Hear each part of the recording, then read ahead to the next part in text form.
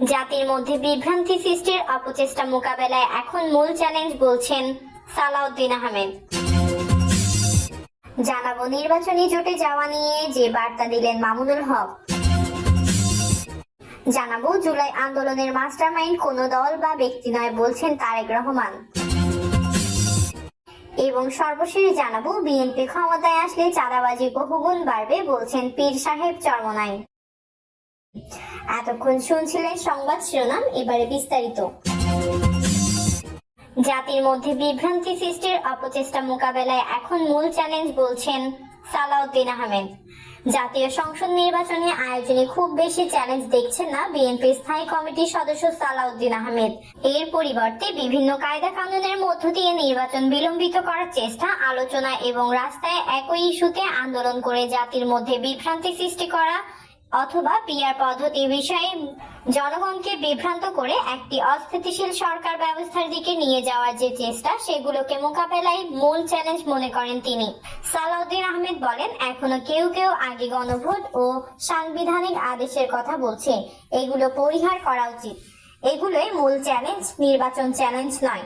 সংবিধান বা অন্যান্য জাতীয় ইস্যুতে গণভোট করা যাবে না, এমন কোনো বিধান নেই উল্লেখ করে সালাউদ্দিন আহমেদ বলেন, সরকার অধ্যাদেশ জারি করে অথবা আরপিওতে সংশোধনী এনে গণভোট পরিচালনা করার জন্য নির্বাচন কমিশনকে ক্ষমতা দিতে পারে।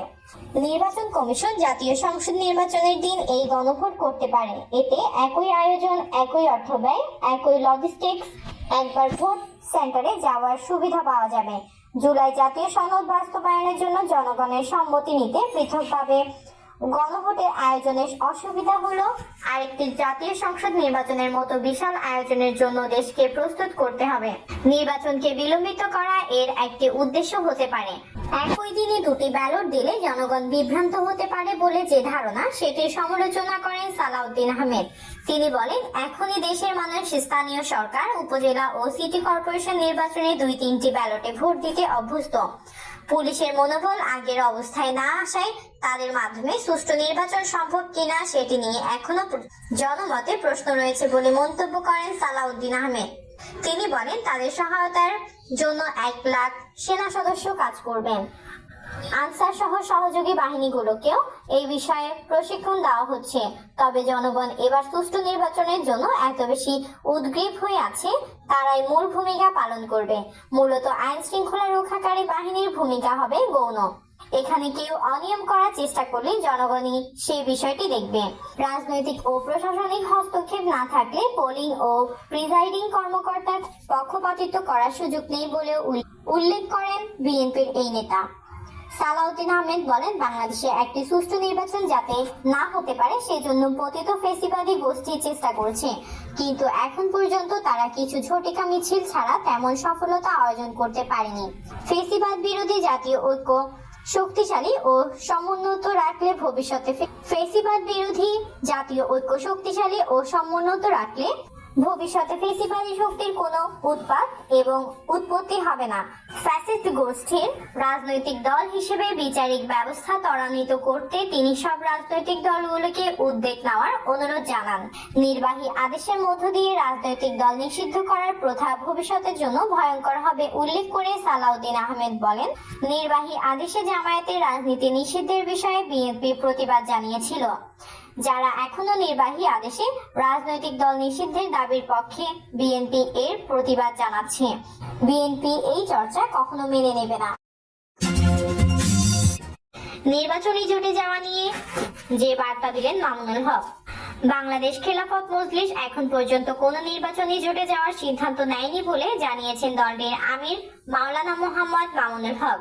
তিনি বলেছেন, আপাতত আমরা জুলাই সনদ অবিলম্বে বাস্তবায়নের দাবিতে ঐক্যবদ্ধ আন্দোলনে আছি।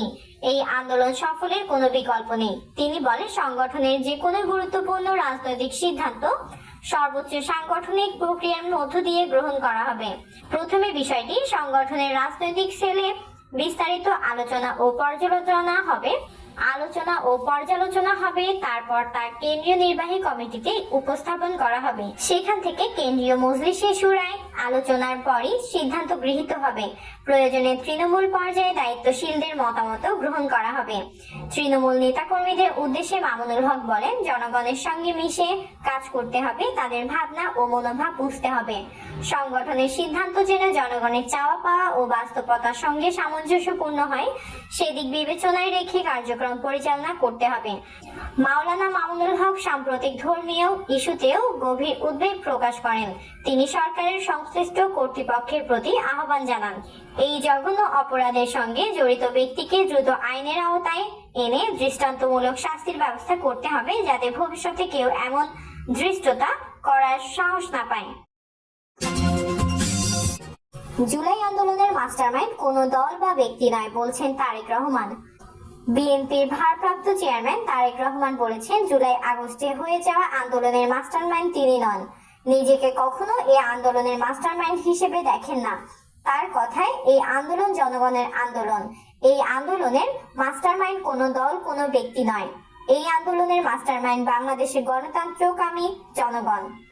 জুলাই গণ অভ্যুত্থানের পর গত এক বছরে বিএনপির কোনো না কোনো কেন্দ্রীয় নেতা তারেক রহমানকে এই আন্দোলনের একমাত্র মাস্টারমাইন্ড হিসেবে উল্লেখ করে বক্তব্য দিয়েছেন। বিষয়টি উল্লেখ করে তারেক রহমানের কাছে বিবিসি বাংলার প্রশ্ন ছিল, তিনি নিজেকে এই আন্দোলনের মাস্টারমাইন্ড হিসেবে দেখেন কিনা। উত্তরে তারেক রহমান বলেছেন, না, আমি অবশ্যই এই জুলাই আন্দোলনে আমাকে কখনোই মাস্টারমাইন্ড হিসেবে দেখি না। এই আন্দোলন সফল হয়েছে জুলাই মাসে, কিন্তু এর প্রেক্ষাপট শুরু হয়েছে কিন্তু বহু বছর আগে থেকে। এই আন্দোলনে বাংলাদেশের গণতান্ত্রিক রাজনৈতিক দলগুলোর নেতা কর্মীরা, সেটি বিএনপি হোক বা অন্য রাজনৈতিক দলগুলো হোক, যারা গণতান্ত্রিক রাজনৈতিক দল, প্রত্যেকটি রাজনৈতিক দল বিভিন্নভাবে অবদান রেখেছে। বিভিন্নভাবে তাদের নেতা কর্মীরা নির্যাতিত হয়েছে। আমি মনে করি জুলাই আগস্ট মাসে এসে জনগণ সব গণতান্ত্রিক রাজনৈতিক দলের সঙ্গে অংশগ্রহণ করেছে। শুধু রাজনৈতিক দলের নেতাকর্মীরা নন, আরো নানা পর্যায়ের মানুষ জুলাই অভ্যুত্থানের অংশ নিয়েছেন বলে উল্লেখ করে তারেক রহমান বলেন, আমরা দেখেছি সেদিন মাদ্রাসার ছাত্ররা, তারা ছিলেন এই আন্দোলনের মাঠে। গৃহিণীরা পর্যন্ত রাস্তায় নেমে এসেছে সন্তানের পেছনে। আমরা দেখেছি কৃষক, শ্রমিক, সিএনজি চালক, ছোট দোকান কর্মচারী বা দোকান মালিক থেকে আরম্ভ করে গার্মেন্টস কর্মী, তারা নেমে এসেছিলেন। আমরা দেখেছিলাম সামরিক বাহিনীর অবসরপ্রাপ্ত কর্মকর্তা কর্মচারীরা নেমে এসেছিলেন এই আন্দোলনে। এমন অনেক সাংবাদিক যারা স্বৈরাচারের অত্যাচারে নির্যাতিত হয়ে দেশ থেকে বাইরে চলে যেতে বাধ্য হয়েছিলেন, তারা সম্পৃক্ত হয়েছিলেন এই আন্দোলনে। কাজে কারো ভূমিকাকে আমরা খাটো করে দেখতে চাই না। তারেক রহমান বলেন, তিনি বিশ্বাস করেন দৃঢ়ভাবে সমাজে দল মত নির্বিশেষে, শ্রেণী বিন্যাস নির্বিশেষে প্রত্যেকটি মানুষের এই আন্দোলনে অবদান আছে। এই আন্দোলন ছিল বাংলাদেশের জনগণের আন্দোলন। যারা গণতন্ত্রে বিশ্বাস করেন তারা এই আন্দোলনের মাস্টারমাইন্ড, কোনো দল, কোনো ব্যক্তি নয়। এই আন্দোলনের মাস্টারমাইন্ড বাংলাদেশের গণতন্ত্রকামী জনগণ। বিএনপি ক্ষমতায় আসলে চাঁদাবাজি বহুগুণ বাড়বে বলছেন পীর সাহেব চরমনাই। ইসলামী আন্দোলনের আমির ও চরমনাই পীর মুফতি সৈয়দ মোহাম্মদ রেজাউল করিম বলেছেন, বিএনপি এককভাবে ক্ষমতায় এলে দেশে চাঁদাবাজি আরো বাড়বে। এই সময় তিনি বলেন, রাজনীতির মূল লক্ষ্য হলো দেশের কল্যাণ, কিন্তু সেই কাঙ্ক্ষিত লক্ষ্য এখনো অর্জিত হয়নি। গত 54 বছরে দেশে দুর্নীতি হয়েছে, টাকা পাচার করে বেগমপাড়া করা হয়েছে। অনেকে বিদেশে শত শত বাড়ি করেছেন, টাকার পাহাড় গড়েছেন। 5 বার দুর্নীতিতে বিশ্ব চ্যাম্পিয়ন হয়েছিল আমাদের এই দেশ। চরমনাই পীর বলেন, আওয়ামী লীগ জাহিলি যুগকেও হার মানিয়েছে। আয়নাঘর তৈরি করে শত শত মানুষকে গুম খুন করেছেন। হাজার হাজার মায়ের বুক খালি করেছে তারা ফ্যাসিস্ট। এই দেশে আর ফ্যাসিবাদের জায়গা হবে না। তিনি আরো বলেন, যারা পিয়ার পুছে না তাদের বাংলার জমিনে রাজনীতি করার অধিকার নাই। যদি পিয়ার না হয়ে আবারও যেন তেন নির্বাচন হয় এবং বিএনপি এককভাবে ক্ষমতায় যায়, তাহলে এদেশে আবারও স্বৈরাচার মাথাচাড়া দিয়ে ওঠার সুযোগ পাবে। দেশে চাঁদাবাজি আরো বাড়বে। বিএনপি শরিয়া আইনে বিশ্বাস করে না। এদেশ হবে ইসলামের। আগামী নির্বাচনে ইসলামী সকল দলের বক্স হবে একটা। প্রিয় দর্শক, এই ছিল সর্বশেষ সংবাদ। আপডেট সব সংবাদ পেতে চ্যানেলটি সাবস্ক্রাইব করে বেল আইকনটি ক্লিক করে রাখুন। কমেন্টে আপনার মতামত জানিয়ে আমাদের সাথে থাকুন। ধন্যবাদ।